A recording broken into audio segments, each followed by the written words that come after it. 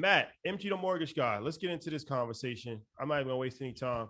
I feel like we haven't talked about real estate in a while, and just the basics of it. As far as a lot of people are concerned, they are raising interest rates. Has been they've been raising interest rates for a while now, and we hear a lot of fear that that's going to cause a slowdown in the housing market. So, can you just give you as a loan professional, loan officer? I'm not sure the exact title. What does raising interest rates mean? Is it going to have a drastic effect on real estate? What are some tips that people should be aware of? Give us the rundown. Um, First of all, shout out to all the earners going crazy in the chat for me. I love y'all. And love I is love you, love. man. So shout out to all the earners. So first of all, this is Matt Garland, NMLS number 58700, better known as MG, the mortgage guy. I am a licensed loan professional for almost 20 years in this business. I've been through a couple cycles, and what you guys are seeing, ladies and gentlemen, is something that is normal. This is not something that is abnormal. This is something that happens all the time. I've been preaching this for God knows how long on this internet, that interest rates will always go up and down, right? What we've seen over the past 2 years during the pandemic was a once in a lifetime opportunity. And when these opportunities happen, you have to take action. And this is why I've been screaming to my lungs, guys, go out there and buy real estate. Money's the cheapest it's ever been, and it will never be this cheap again, and it won't stay like this for long. Now, did any of us expect rates to go up 2% in a 2-3 month time frame? Absolutely not.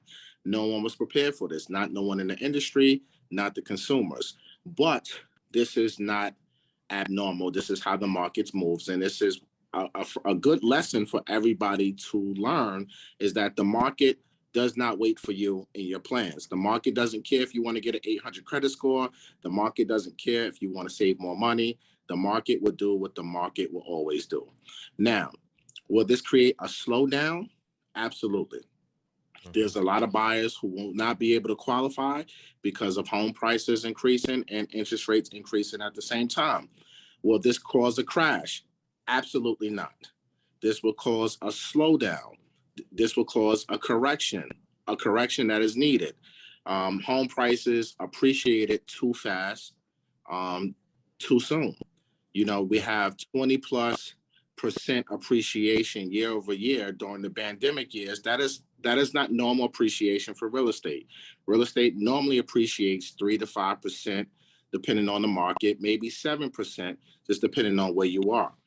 What we're going to see for the remainder of 2022 is that home prices will start to level out a bit, but that does not mean a crash, ladies and gentlemen. I need you to understand that.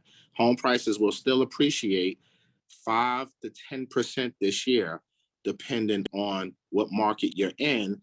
But again, that's not a crash. So you're going to start seeing more houses stay on the market longer, which is a good thing for you buyers who've been waiting to buy a house, right? You're going to see some sellers now start to reduce their prices because they were unrealistic from the beginning. They were just trying to milk everything that they could get. So when you start seeing prices go down by 10,000, 20,000, please understand that that does not mean a crash. That just means they were just overpriced from the beginning. They tried to test the market, and now the market is telling them they have to reverse and go a little bit lower. But what we're still seeing is homes are still going up under contract in less than 2 weeks. We still have less than 2 months of inventory nationwide. And the supply issue is the biggest problem that we have here in America when it comes to pretty much everything from cars. We was having this conversation. We ran into Eric, the car industry. You can't get a car right now, right? Lumber prices are going down right now, which is good for those of us who are building homes and things of that nature. But again, you still can't get the lumber, right? So Right. these issues will still continue to keep it a seller's market, I believe, up until 2023. And I've been very vocal about this, and I've told everybody this several times, that I think in 2023, third quarter, is when we're going to start seeing a significant slowdown in the market, because it's going to take time for what's happening right now with the Feds raising rates and things of that nature, for it to go through the system to kind of like marinate, so to speak. and for us as the consumers to really start seeing some price reductions. So I think right now, if you're looking to buy, I'm always going to tell you, if you are financially secure, you have down payment, closing costs, and you have reserves, and you have job security, or your business is doing good, and you need to buy a primary residence, you should absolutely do so, but just be smart about it. You know, don't pay above asking price. I've never been on here saying, "Hey guys, go out here and bid 100,000 over asking price." I'm not a fan of that shit because I'm not going to do it for myself. So I'm not going to tell you guys to do something that I'm not going to do. But I think people should still go buy a primary residence if you need a place to live. And absolutely, you should go out here and start investing, because there's going to be a lot of people that are going to sit on the sidelines because they're waiting for something to happen that might never happen. So there's going to leave more opportunities for buyers out there who are educated, who have capital, to go out here and pick up some deals. Matt, quick question for you. I saw a comment over and over again. Can you define what percentage is a crash for the housing market? Man, I would probably say when you start talking crashes, you're talking about negative 20% in home prices. That would be a crash, kind of same similar to the stock market. But again, let's call a spade, right? The market has appreciated almost 40% in real estate in the past 2 years, probably more in certain areas like Arizona, probably damn near 50-60%, right? Let's just say the housing market goes flat in these areas. It's still up 40-50%. You know what I'm saying? So even if everything's just going back to what the levels it should be, it's just going back to where it should be. So even if you're talking about well, it didn't appreciate 20%, it only did 5%. That's not a crash. It's still up, right? Like it's still the recalibration. Up. Yeah, it's a correction, right? It's getting back to some sort of normalcy, which we need in real estate. I mean, let's call a spade a spade. People cannot afford for it to keep going up at these prices. So we need this intervention to happen right now. We need home prices to kind of level out so people can afford. There's an affordability crisis in America. There's a housing shortage in America. So everybody who's looking to invest, as investors, you got to start looking at the opportunities, right? Here's a great opportunity, because I know we like to do actionable items and actual steps here on Market Money's Red Panda and EYL University, right? So here's an action step. Pay attention to the zoning laws. I've been telling you guys about this for the past year. Look at the infrastructure bill that they signed into law. It's huge on zoning for ADUs, for accessory dwelling units. Look at Georgia. Look at Seattle. Look at California. Hell, in Seattle, if you have a 50 by 100 lot, a 5,000 square foot lot, you can put up to, if you buy a single family home, you could put 3-4 additional ADUs on that property. Now you can create. What's an ADU? What's an ADU? ADU is an accessory dwelling unit, right? So look at your garage. You can convert that basically into an apartment. Look at your basement. In New York, we've been doing ADUs illegally forever, right? So now they're looking to pass laws in New York to make basements legal because of what? Housing crisis and affordability. People need places to live. So they're putting zoning laws in place from a federal level, which is trickling down now to state and county levels. Freddie Mac just changed their whole guidelines when it comes to ADUs, where you can use rental income from an ADU on a single family to help you qualify for a loan, whereas you can only use rental income to qualify on 2 to 4 families. So now you see the programs, Fannie Mae, Freddie Mac, are now changing their guidelines to recognize ADUs are something here to stay. This is not rocket science, y'all. Look at what all the institutional investors are buying. They're buying single families, right? There's a reason, because they know the zoning laws are going to change. Yeah. And what they're probably going to do in the next 5-10 years, I wouldn't be surprised if you start seeing these hedge funds tear down these entire communities and start building up 3, 4, 5 properties on one property and expand their net worth. So you got to pay attention to the opportunities when it comes to real estate investing. What's the new flow? What's the new wave? And you got to go with that. Now you always say this to me, right? I always ask you, when's a good time to lock in your interest rate? And you always say now, because there's no guarantee that tomorrow it won't go up. So right now we got the 30-year fix at like 5.5% almost, right? Obviously, as the interest rates go up, it becomes less affordable for people to get these loans. And so, in your expertise and your experience in the field, how high do you think we can go with the interest rates in the next 12 to 16 months? Oh, we're going to be 6.5% once the Fed raised the federal funds rate up another point this year. I mean, we're going to go probably 7% on the 30-year fix by the end of the year. Not even going to hold you guys up. So if you think it's expensive now, and also wait, go ahead real here. quick. The reason why these are the levels that interest rates were at in 03, 02, 05 when there was no quantitative easing. So when I told you guys last year, they're letting crypto, NFT, stocks, real estate, used cars run up because they're going to say, hey, we gave you a chance, guys, to get money. You didn't take advantage of it. Now there is a base level or median or moving average for what interest rates should be. Go look and see what they were when the Fed was not pumping money into the market and go back since 1929. The base rate should be 8.5%. Oh, look, when I first came in the industry, I was refinancing people out of 10, 11% interest. And I came in the industry 2003, right? When I was refinancing people out of 10% rates and getting them into 7%, 8% rates. My first house that I ever purchased was a 7.25 on a 2-year arm, right? And then I refinanced that bad boy a year later into like a 6.25, and I was happy in a pig and slot, right? This is so having rates in that 5 to 7% on the 30-year fix. That's kind of normal, guys. It just hasn't been normal because the market crashed in 08, 09. And when President Obama's administration came in, they enacted, like Ian said, that QE. And then they started buying these bonds at a very high level. And we all got spoiled to interest rates being in the 4s, 3s. And then in the pandemic, they reactivated the program and now went into the 2s. So that's why I was so vocal, because I seen this firsthand, how the government back in 08, they did not want to save everyday Americans. They wanted to save the big banks. And that's why they came up with quantitative easing, was to save corporate and Wall Street, not America. But now this time around was a health crisis. So they had no choice but to save everybody. And that's when they started bumping 40, 50, $80 billion a month into MBSs and treasuries. I said, oh my God, this is going to get crazy. Everybody needs to take advantage of this because it's not going to last long. And they can't keep printing this type of money and doing this.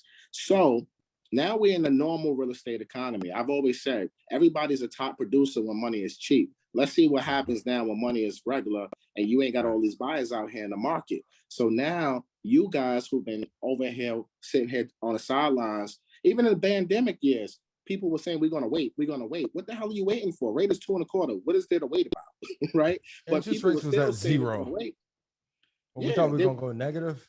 And that's why I tell you guys, every market is tied together. Go look at what's on the balance sheet of big banks, real estate, now crypto. They actually said that crypto is the number one alternative investment.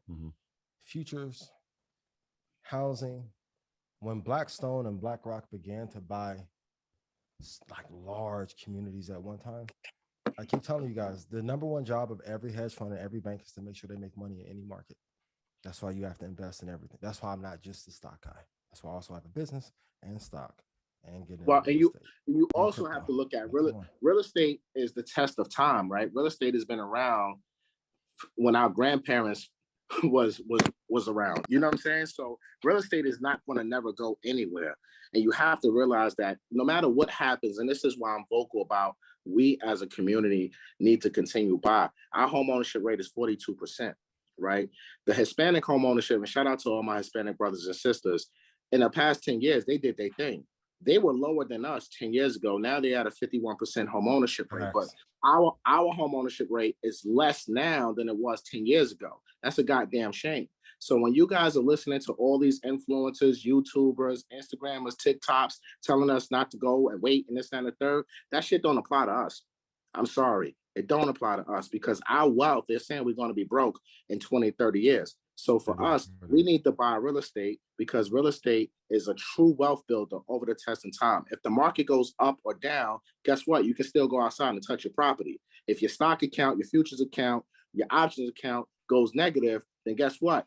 You lose all your money. Game over. Sorry. But real estate. And it's not marked to the market. So you're not seeing fluctuations. Like imagine if you saw like the ticker for your house every day. So let me ask you a question. To hold everything for 10 years. Go ahead.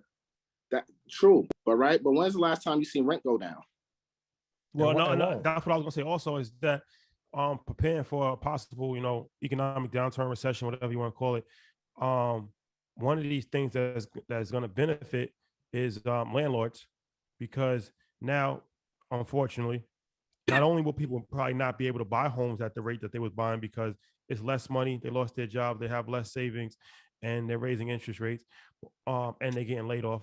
But also, people will be losing their homes too for foreclosure. So you got to live somewhere. That's the number one rule in life, is that you have to live somewhere. Yep. So unless you're homeless, you have to live somewhere. So now you have to rent. So now what that does is that puts more renters on the market, supply and demand. Yep. So multifamily apartment buildings, these are things that, could potentially benefit from a downturn in the economy. That's always an upmarket in something. Yes. And our job is to quickly tell you. Again, look at all the institutional investors, right? We always talking about studying here on Market Money. Study what the biggest real estate players are doing, and that's the institutional guys. They're buying single family homes when everybody on TikTok and YouTube is saying, don't buy it, there's a crash. Yeah. But why do you think BlackRock's still buying? Because they want who are the biggest institutional players, real quick, in the real estate space? Oh, BlackRock, Buffett, you know what I'm saying? Just to name a few, right? These guys own probably half of America. And they're going to continue to buy all of the real estate because our people are just sitting here on the sidelines not buying nothing. And then we're going to complain and say, well, they're gentrifying the hood. They're kicking us all out. Well, we have the same opportunity to gentrify our own hoods, right? Rent is going to go up. It's going to continue to go up, regardless of what anybody says, whether you like it or not. Landlords are not going to lower their price. It doesn't matter what happens in the housing market. And it's actually the housing market and interest rate increasing helps landlords more, because now why?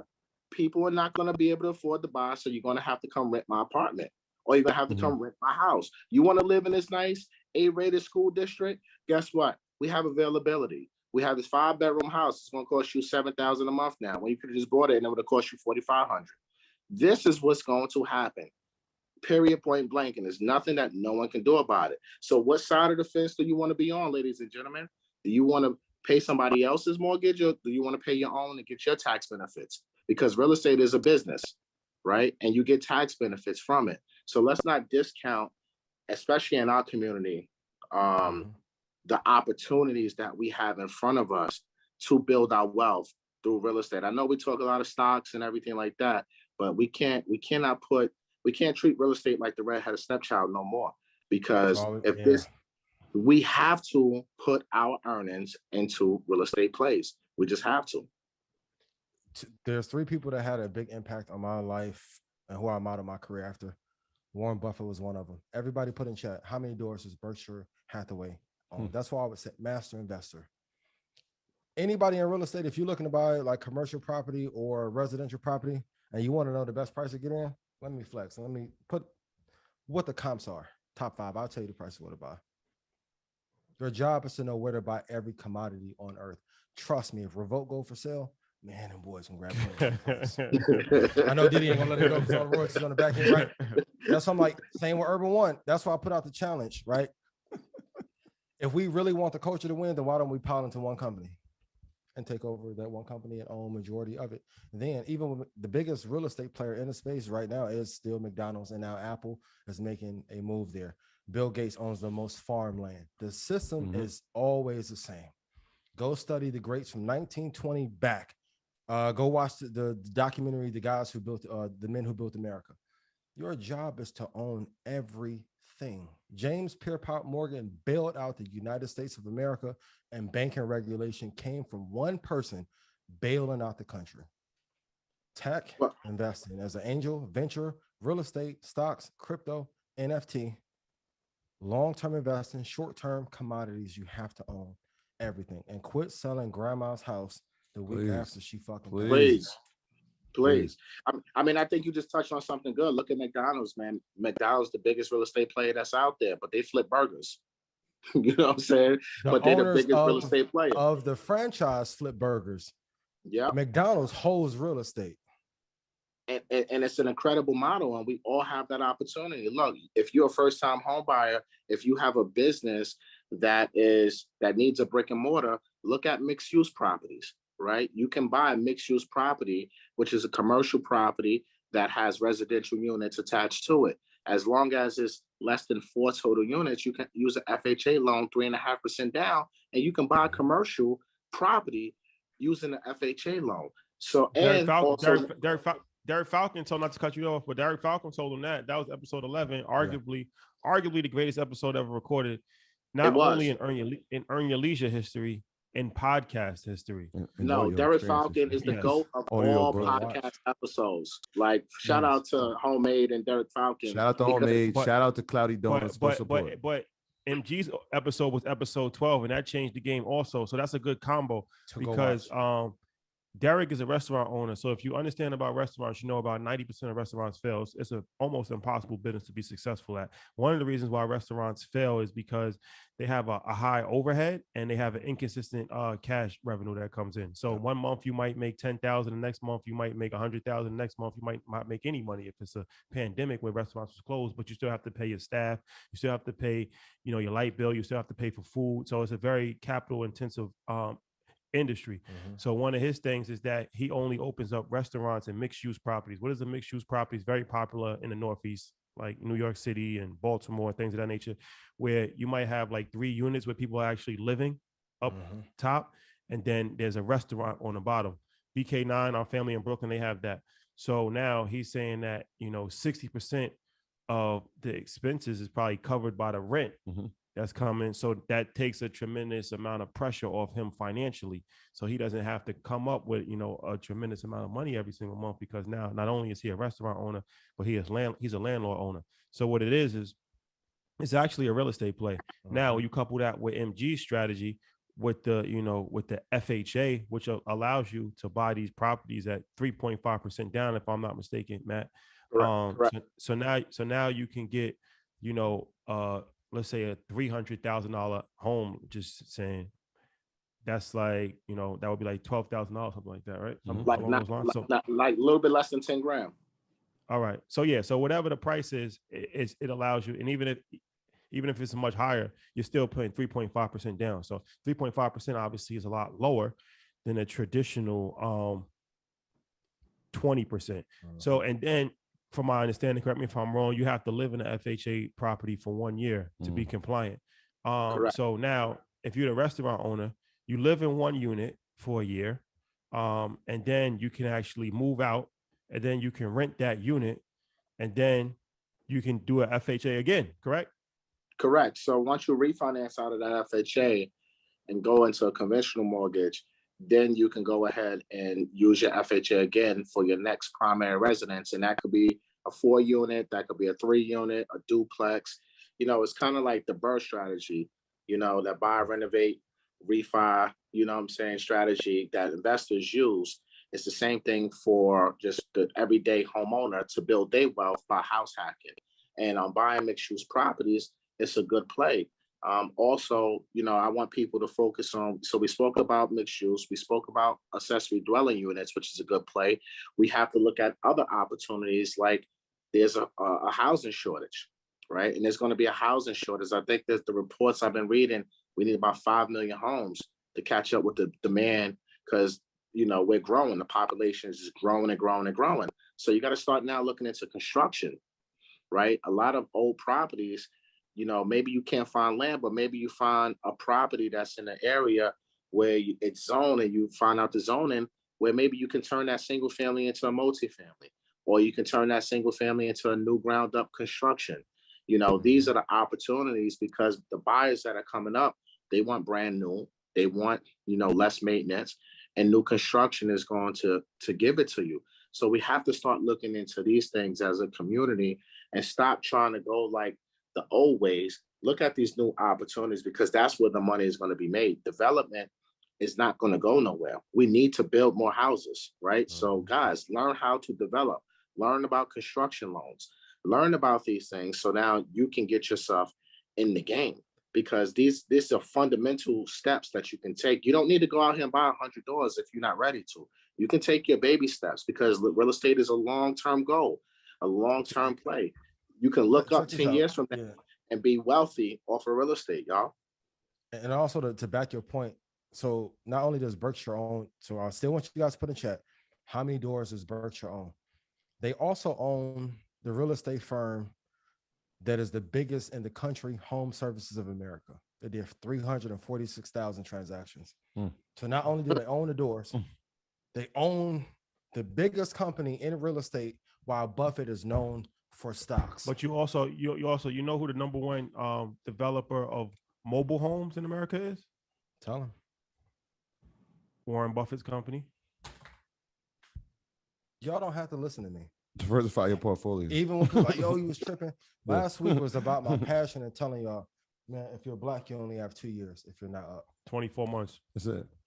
Yeah. Don't follow what I say. Follow what the top 5 governments, top 5 countries, and top 5 richest people do. How do you get the money? I know somebody gonna say that. Partnership.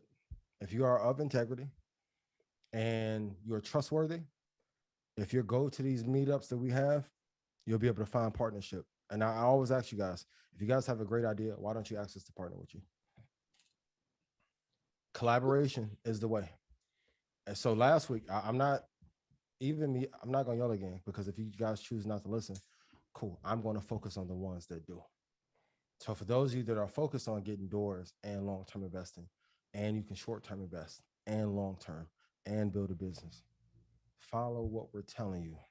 This I'm gonna be real. Market Mondays is more valuable than the NBA, because they don't. It's not even close. They don't even teach you how to invest in the market. And shout out to the league. Shout out to the league. I love the league. I love the league. Yep. I love the league. Love But the I league. mean, you can't compare education with entertainment, and that's no disrespect. It's not comparable.